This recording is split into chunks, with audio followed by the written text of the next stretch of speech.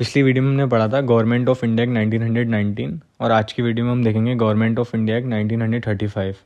जैसे हमने पिछली वीडियो सारी के सारी पॉइंट्स में कवर किए हैं, तो ये वीडियो भी हम सेम ऐसे ही पॉइंट्स में देखेंगे। तो इसका सबसे पहला पॉइंट है इसका बैकग्राउंड, मतलब ऐसा क्या हुआ जिसकी उससे ये गवर्नमेंट ऑफ इंडिया एक्ट 1935 आया। तो हमने पिछली वीडियो में पढ़ा था गवर्नमेंट ऑफ इंडिया एक्ट 1919, तो जिसको रिव्यू करने के लिए, इसके प्रोविंस को रिव्यू करने के लिए एक कमीशन आया 1927 में, साइमन कमीशन। लेकिन इसमें एक भी इंडियंस नहीं थे, तो इंडियन ने इसका अपोज़ किया। तो ब्रिटिश गवर्नमेंट ने इंडियन से बोला, अगर तुम लोग सबकी उससे सहमति से अगर कोई भी ऐसा प्रोविंस की रिकमेंडेशन में कोई रिपोर्ट दे सकते हो तो वो हमें बताइए, हम उसका ज़रूर कंसिडर करेंगे उस रिपोर्ट को। तो इंडियंस ने एक रिपोर्ट दी जिसके चेयरमैन थे मोतीलाल नेहरू, और इस रिपोर्ट को बोला गया नेहरू रिपोर्ट। लेकिन जो मुस्लिम लीग के जिन्ना थे वो इस रिपोर्ट से भी खुश नहीं थे, क्योंकि उनको लगा इसमें उनकी कोई बात नहीं सुनी गई है, तो उनने अलग से अपने 14 पॉइंट्स रखे हुए थे। तो इन तीनों चीज़ को लेके साइमन कमीशन की रिपोर्ट, नेहरू रिपोर्ट और जिन्ना के 14 पॉइंट्स, इनको लेके एक राउंड टेबल कॉन्फ्रेंस हुई ब्रिटेन में, जो 1930 और 1932 के बीच में हुई। और इन तीनों राउंड टेबल के कॉन्फ्रेंस के रिकमेंडेशन में ये जो गवर्नमेंट ऑफ इंडिया एक्ट 1935 लेके आया, मतलब ये इसका बैकग्राउंड। और दूसरा पॉइंट हम इसका देख लेते हैं, control of government of India. तो अभी भी जो कंट्रोल था वो सेक्रेटरी ऑफ स्टेट के हाथ में था, लेकिन हमने पढ़ा था जो सेक्रेटरी ऑफ स्टेट है उसको एक जो असिस्ट करती है वो होती है 15 मेंबर की एडवाइजरी बॉडी, 15 मेंबर की एडवाइजरी बॉडी होती है। लेकिन इसमें क्या किया गया, control of government of India 1935 में क्या किया गया, जो 15 मेंबर्स है उसको रिड्यूस करके 6 मेंबर कर दिया गया। और अब सेक्रेटरी ऑफ स्टेट को secretary of state of India नहीं, बल्कि secretary of state of India और secretary state of and Burma बोला जाएगा। Secretary state of India and Burma बोला जाएगा, क्योंकि 1919 में बर्मा इंडिया से अलग हो गया था। तो सेकंड पॉइंट इसका ये है। थर्ड पॉइंट है एडमिनिस्ट्रेशन। तो एडमिनिस्ट्रेशन में यहाँ पे कोई चेंज नहीं हुआ, यहाँ जैसा इंडियन गवर्नमेंट ऑफ इंडिया 1919 में था सेम वैसे ही रहा। एग्जीक्यूटिव काउंसिल हुआ करते थे, उसकी 6 मेंबर, वो वाइसराय हुआ करते थे, उसकी 6 मेंबर्स की एग्जीक्यूटिव काउंसिल थी, जिसमें 3 इंडियंस हुआ करते थे। तो ये सेम था, इसमें यहाँ पे कोई चेंज नहीं हुआ। और इसका फोर्थ पॉइंट हम पढ़ लेते हैं, सेंट्रल लेजिस्लेचर, जिसमें कि एक बहुत बड़ा चेंज हुआ। जैसे हमने गवर्नमेंट ऑफ इंडिया 1919 में पढ़ा था, जो सेंट्रल लेजिस्लेचर है वो 2 पार्ट में डिवाइड था। एक हो गया लेजिस्लेटिव असेंबली, दूसरा हो गया council of state. Legislative assembly को लोअर हाउस बोलते थे और काउंसिल ऑफ स्टेट को अपर हाउस। जो फर्दर डिवाइड थे इलेक्टेड नॉमिनेटेड में, और नॉमिनेटेड वाले फिर फर्दर डिवाइड थे ऑफिशियल नॉन ऑफिशियल में। और जो लेजिस्लेटिव असेंबली थी उसके मेंबर्स होते थे 145 और काउंसिल ऑफ स्टेट के जो मेंबर थे 60। तो यहाँ पे क्या किया गया, यहाँ पे जो मेंबर्स की संख्या है उनको बढ़ाई गई, मतलब उनके नंबर बढ़ाए गए। और जो लेजिस्लेटिव असेंबली है उसका नाम चेंज करके रखा गया फेडरल असेंबली। अब फेडरल असेंबली में जो मेंबर्स होते थे वो होते थे 375, और जो council of states upper house में जो मेंबर्स होते थे वो होते थे 260। मतलब यहाँ पे मेंबर्स को काफ़ी बढ़ाया गया। और यहाँ पे एक गवर्नमेंट ऑफ इंडिया एक 1935 ने एक प्रपोज़ किया कि जो ऑल इंडिया फेडरेशन बनाई जाएगी, जिसमें कि ब्रिटिश प्रोविंस होंगी और प्रिंसली स्टेट्स होंगी, क्योंकि इससे पहले प्रिंसली स्टेट्स ऐसी कोई इसमें असेंबली में थी नहीं, तो ये बोला गया। तो इसलिए जो फेडरल असेंबली और काउंसिल ऑफ स्टेट्स है उनको फर्दर डिवाइड किया गया प्रिंसली स्टेट्स में और ब्रिटिश इंडिया में। और जो फेडरल असेंबली की प्रिंसली स्टेट्स थी उसमें मेंबर्स होंगे 125 और ब्रिटिश इंडिया में होंगे 250। और काउंसिल ऑफ स्टेट्स की जो प्रिंसली स्टेट होंगे उसमें मेंबर होंगे 104 और ब्रिटिश इंडिया में 156। तो यहाँ पे ये रिकमेंड दी गई। और प्रिंसली स्टेट्स फ्री थे, अगर उनको ये ज्वाइन करना है ऑल इंडिया फेडरेशन तो ज्वाइन कर सकते हैं, अगर नहीं करना है तो नहीं कर सकते हैं। लेकिन अगर उनको ज्वाइन करना है तो उनको ब्रिटिश इंडिया के साथ एक इंस्ट्रूमेंट ऑफ एक्सेशन साइन करना पड़ेगा।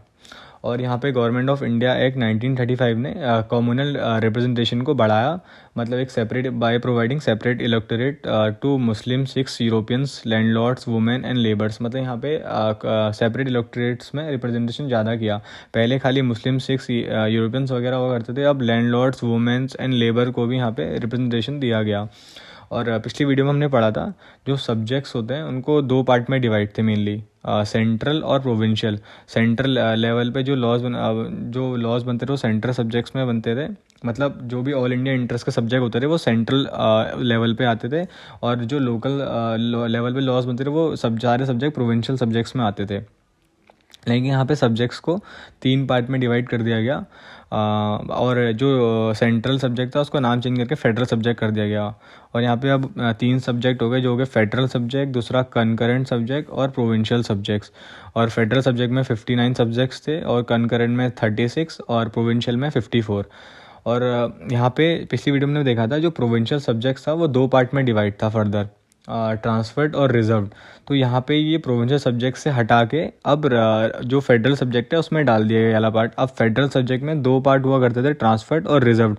ट्रांसफर्ड में जो लॉज बनाते थे वो होते थे वाइसराय और मिनिस्टर्स, और रिजर्व सब्जेक्ट पे जो लॉज बनाते थे वो होते थे वाइसराय और उसकी एग्जीक्यूटिव काउंसिल। मतलब यहाँ पे डायरकी इंट्रोड्यूस की गई सेंट्रल लेवल पे। और गवर्नमेंट ऑफ इंडिया 1919 में हमने देखा था जो डायरकी थी वो प्रोविंस लेवल पे हुआ करती थी, लेकिन यहाँ पे सेंट्रल लेवल पे हुई।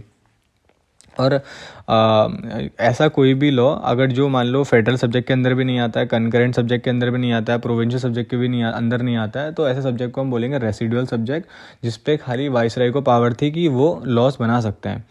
और 5th पॉइंट हम इसका देख लेते हैं, प्रोविंशियल लेजिस्लेचर। तो हमने इससे पहले वीडियो में देखी थी जो अभी जो प्रोविंशियल लेवल पे 2 टाइप के सब्जेक्ट्स थे, मतलब प्रोविंशियल सब्जेक्ट 2 टाइप में थे, ट्रांसफर और रिजर्व। ट्रांसफर्ड में जो लॉज बनाते थे वो थे गवर्नर उस और इंडियन मिनिस्टर, और जो रिजर्व पे लॉ बनाते थे वो थे गवर्नर उसके एग्जीक्यूटिव काउंसिल। लेकिन यहाँ पे जो प्रोविंशियल जो ये ट्रांसफर रिजर्व वाला सीन था वो हटा के अब सेंट्रल लेवल पे कर दिया गया था। तो अब प्रोविंशियल लेवल पे जो लॉ बनाते हैं वो खाली गवर्नर और इंडियन मिनिस्टर्स लॉ बनाते थे। और गवर्नमेंट ऑफ इंडिया 1919 में हमने देखा था प्रोविंशियल लेजिस्लेचर 9 थी, लेकिन यहाँ पे प्रोविंशियल लेजिस्लेचर 9 से 11 कर दी गई, मतलब 2 बढ़ा दी गई। और वो थी उड़ीसा और सिंध। यहाँ पे बर्मा इंडिया से हट गया था, तो इसलिए बर्मा की प्रोविंशियल लेजिस्लेचर को भी हटा दिया गया। और गवर्नमेंट ऑफ इंडिया 1935 से एक प्रोविंशियल लेजिस्लेचर और पहले ही ऐड हो गई थी, जो थी नॉर्थ वेस्ट फ्रंटियर प्रोविंस। और यहाँ पे गवर्नमेंट ऑफ इंडिया 1935 ने बाईकैमरलिज्म इंट्रोड्यूस किया 6 प्रोविंस में आउट ऑफ 11। तो उसका 6 पॉइंट है, यहाँ पे गवर्नमेंट ऑफ इंडिया 1935 ने फेडरल कोड बनाने का एक रिकमेंडेशन दिया, और जो 1937 में जाके एक फेडरल कोड बना भी, जिसका बाद में नेम चेंज हो गया सुप्रीम कोर्ट। और गवर्नमेंट ऑफ इंडिया 1935 ने यहाँ पे RBI बनाने, रिजर्व बैंक ऑफ इंडिया बनाने का भी एक रिकमेंडेशन दिया था। और जैसे हमने सेंट्रल लेवल पे पढ़ा था जो ऑल इंडिया फेडरेशन बनाने के बाद, लेकिन यहाँ पे ऑल इंडिया फेडरेशन में जो प्रिंसली स्टेट्स थे उनने आने से मना कर दिया। तो इसलिए अब जो यहाँ पे जो प्रिंसली स्टेट्स थी वहाँ पे जो सीट्स थी वो बहुत फिल भी करनी थी ब्रिटिश गवर्नमेंट को। अब प्रिंसली स्टेट्स ने तो आने से जुड़ने से मना कर दिया था, तो गवर्नमेंट ऑफ इंडिया एक्ट ने बहुत सारे ज़्यादा लोगों को यहाँ पे वोटिंग राइट्स दिए, और मतलब अब बहुत ज़्यादा लोगों को वोट करने का अवसर मिला। अब ज़्यादा लोग मतलब वोट कर सकते थे, जैसे पहले पिछले हमने देखा था 70 के समथिंग थे, अब 30 मिलियंस, मोर देन 30 मिलियंस कम से कम लोगों ने यहाँ पे वोट किया। तो यही था गवर्नमेंट ऑफ इंडिया एक्ट 1935। यहाँ पे हिस्ट्री ऑफ कॉन्स्टिट्यूशन भी ख़त्म हो गया है पूरा। हमने स्टार्टिंग से एंड तक जितनी वीडियो डाली है उसमें पूरा हिस्ट्री ऑफ कॉन्स्टिट्यूशन कवर है। नेक्स्ट वीडियो में स्टार्ट करेंगे मेकिंग ऑफ कॉन्स्टिट्यूशन। तो आज के लिए इतना ही, थैंक यू।